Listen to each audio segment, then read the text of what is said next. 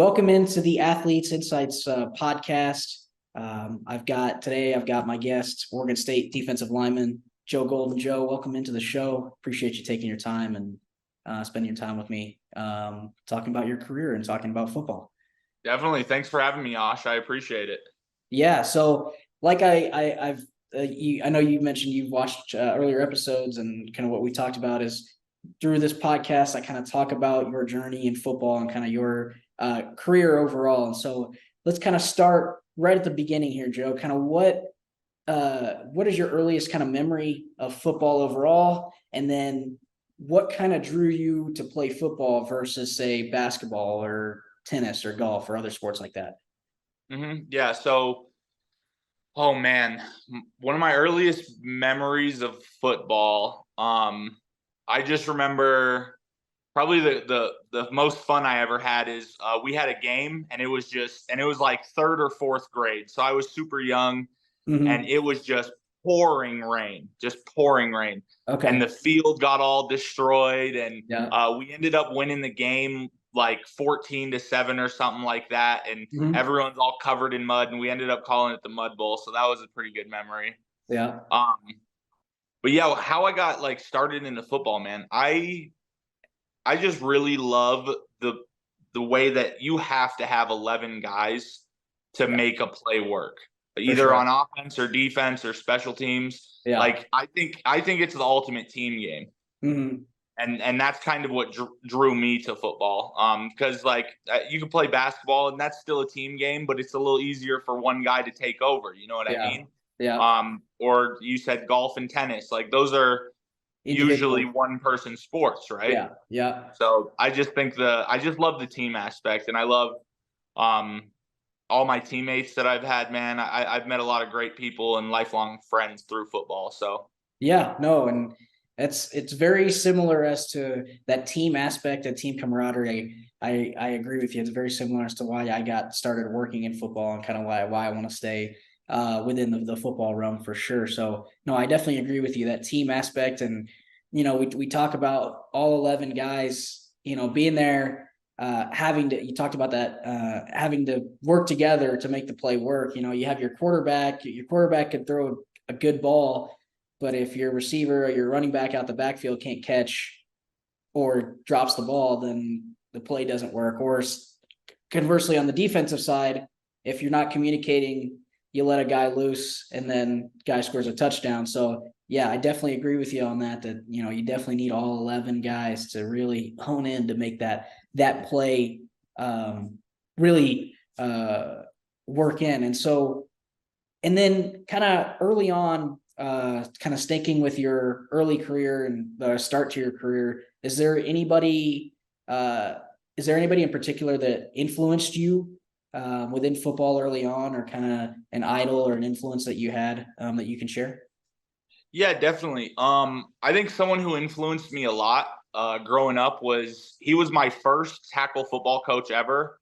His name was Coach Sellers, and I had him from third grade all the way to eighth grade. He was my football coach, and I just think he taught me a lot of good values. Is like he taught me to work hard. He taught teamwork, and he taught us how to play smart football too, and how to protect ourselves, how to make a good tackle. And I think that's really helped me get to where I'm at. So I'm forever grateful for him for kind of showing me the basics and me being able to build on those. For sure. And again, football, you mentioned teaching hard work, tackling the right way, the key aspects to the game, but also key aspects that take that into life, and life overall, into what you do in life, being able to work hard, being able to use that to achieve what you want to achieve. And so, definitely, it's a good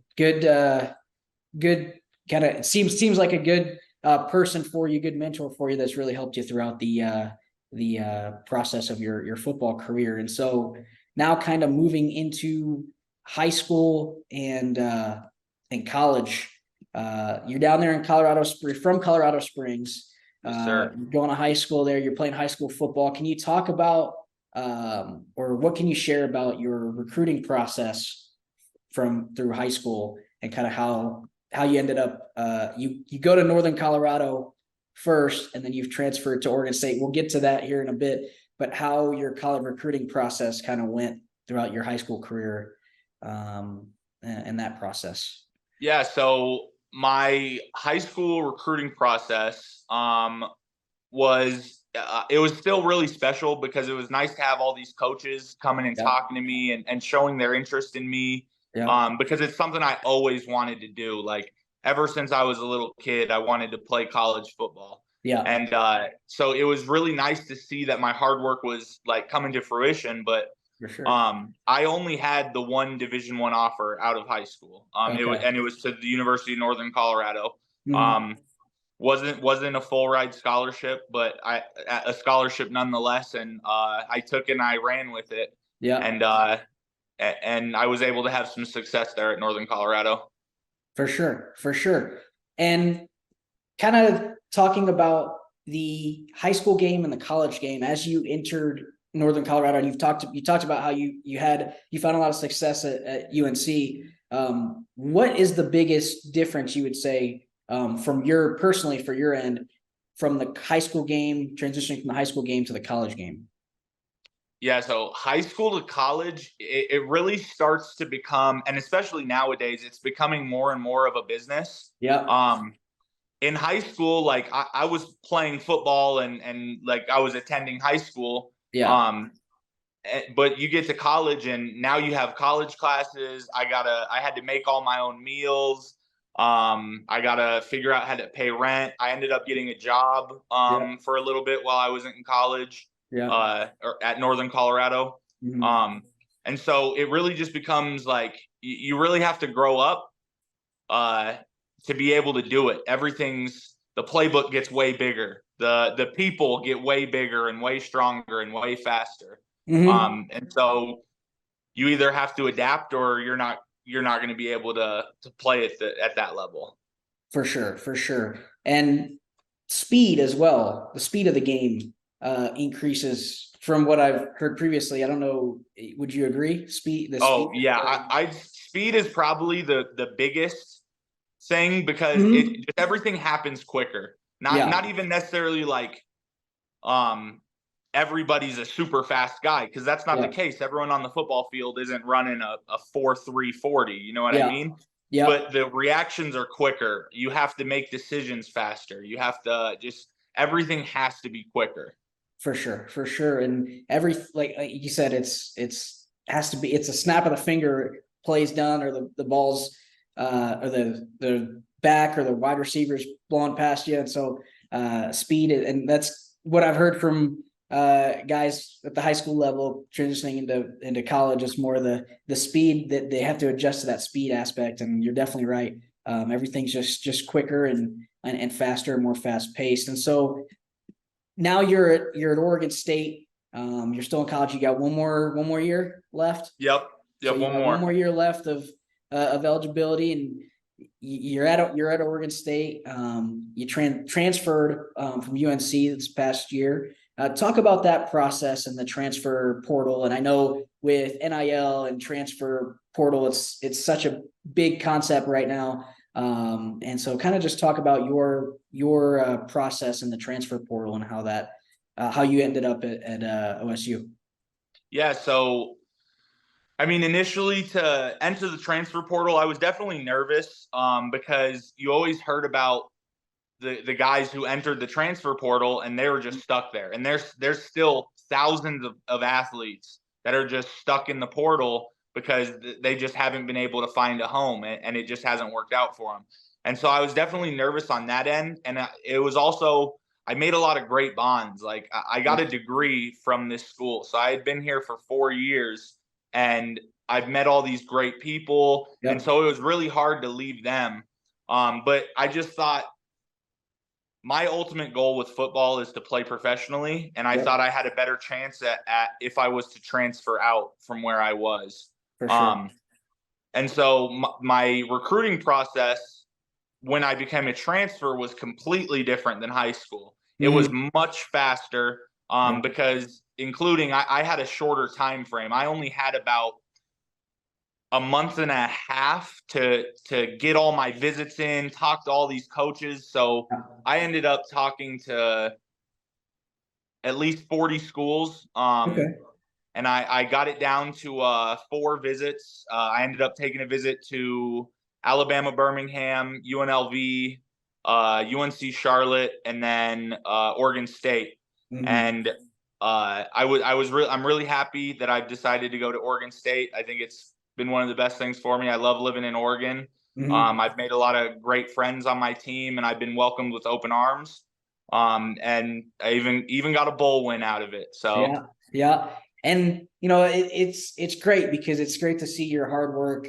You work hard. You've worked hard at the high school level, dominated there. You had success at the college level at UNC, and to see you now, it just it just speaks to your hard work, paying off to now you're at a Pac-12 Power Five school, playing for the Beavers. So it speaks to that. So yeah, no, I'm happy for you where you've ended up, and and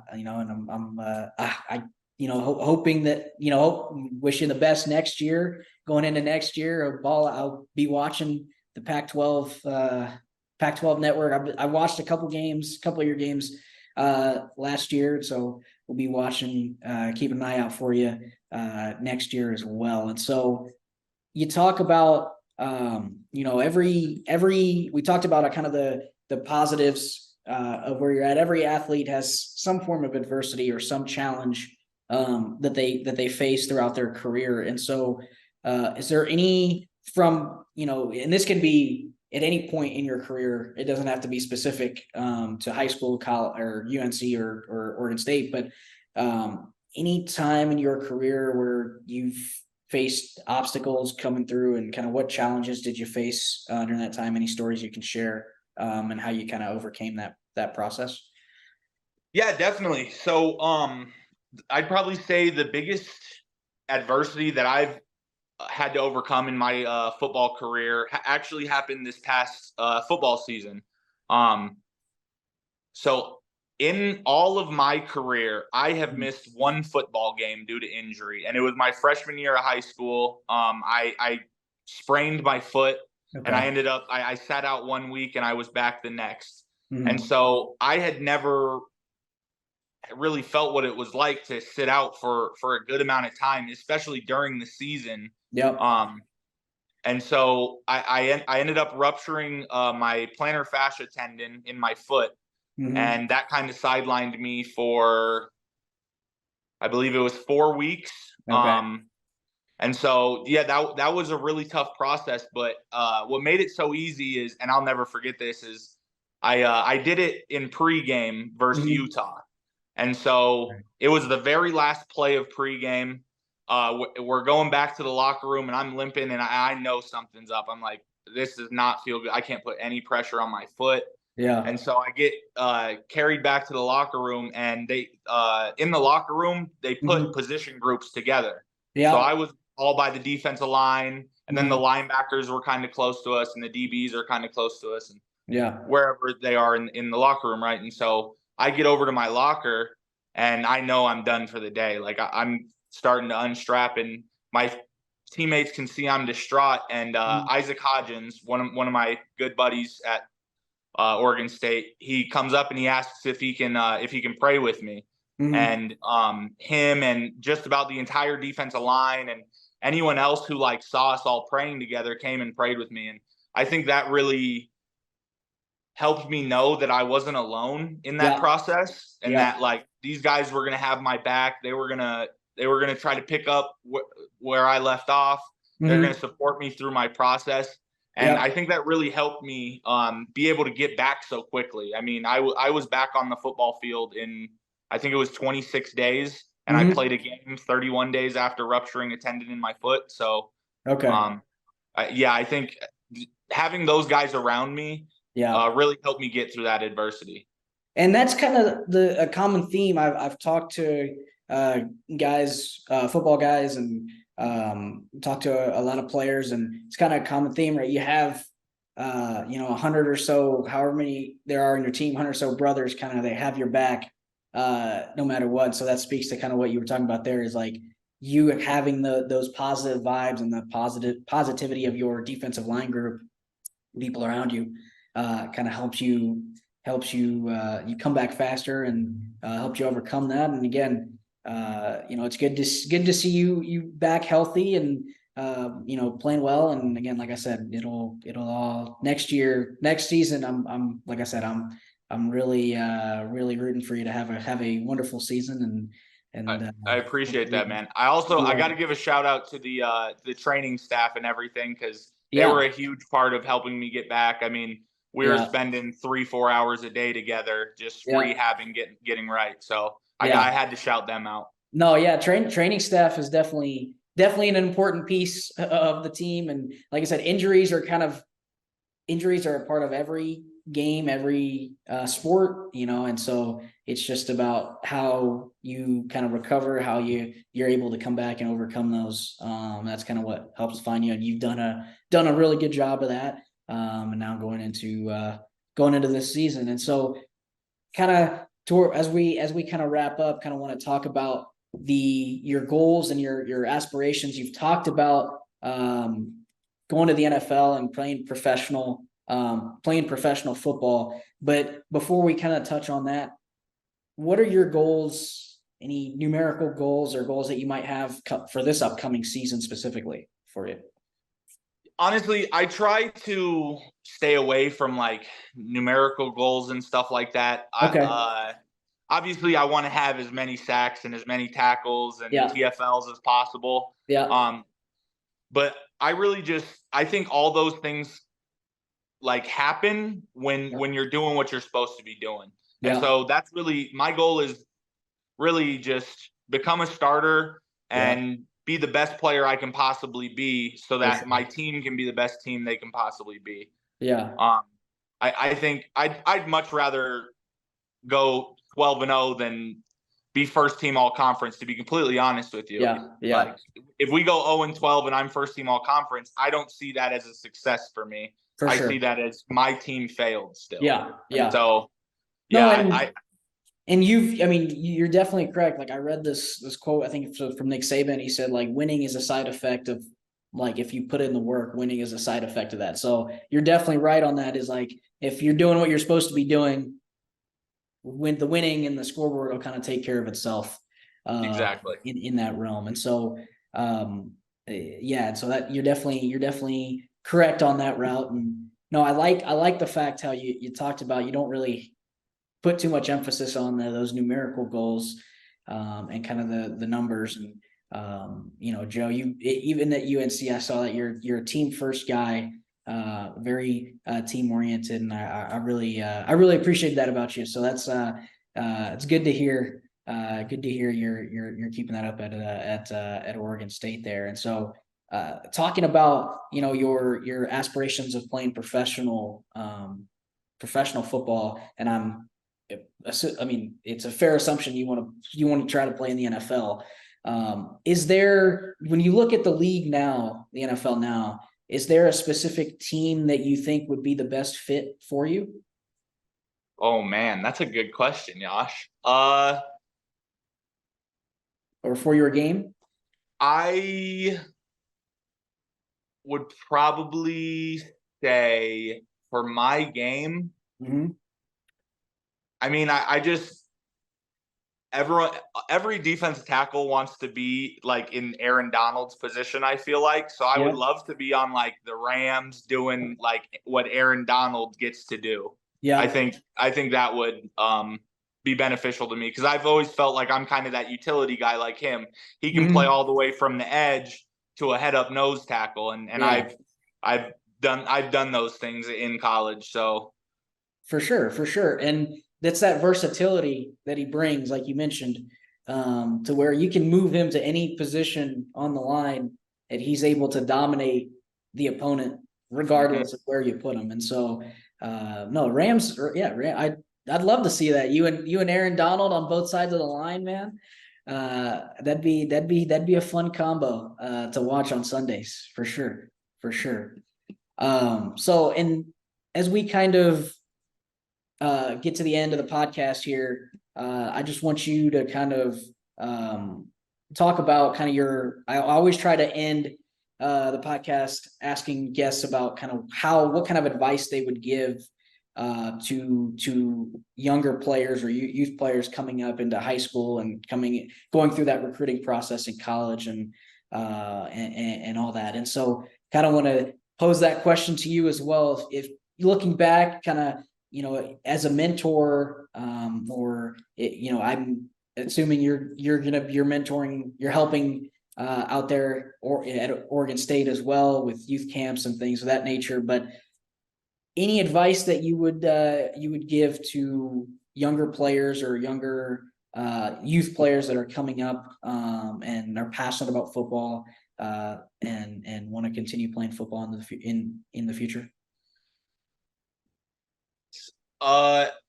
Maybe it's a little bit less of advice, but it's kind of more portrayed as a question. But it's like everyone's working really hard and they're doing extra stuff. But like, what's gonna separate you? What makes you special over that person? Yeah. And I think that's something that people have to figure out. And I think for me, mine was that I'm this team player. And I think that's what makes me so special is I'll sacrifice myself for my teammates' success. And I think that's a lot of what D-line is. Like, I take on double teams constantly so that my linebackers can go eat. And I have no problem with that. Because if they're eating, we're eating. Yeah. And so I think if you worry less about getting it's kind of what I said earlier. Success is a byproduct of doing what's right. Yeah. So if you're doing what's right, good things are going to come. Yeah. You're going to be successful. But if you're slacking off and for the high schoolers, like if your grades are bad, like no one's going to want to recruit you. Like that's just something off the field that they're going to have to worry about. And no coach wants to, once you get to college, you're a grown man. Yeah. And no coach wants to have to like keep track of these grown men's grades. Yeah. And so, that would be some of my advice.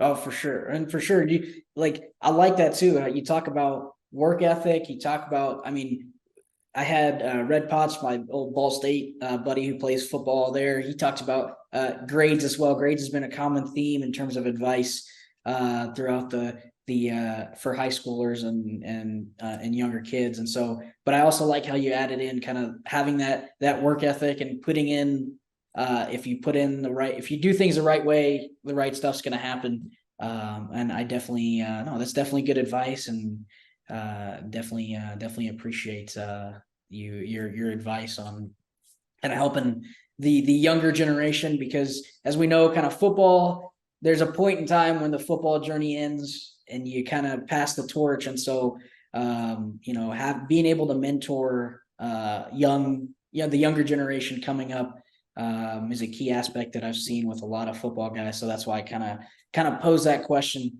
to my guests in terms of, what kind of advice they would give. So that I appreciate that, Joe.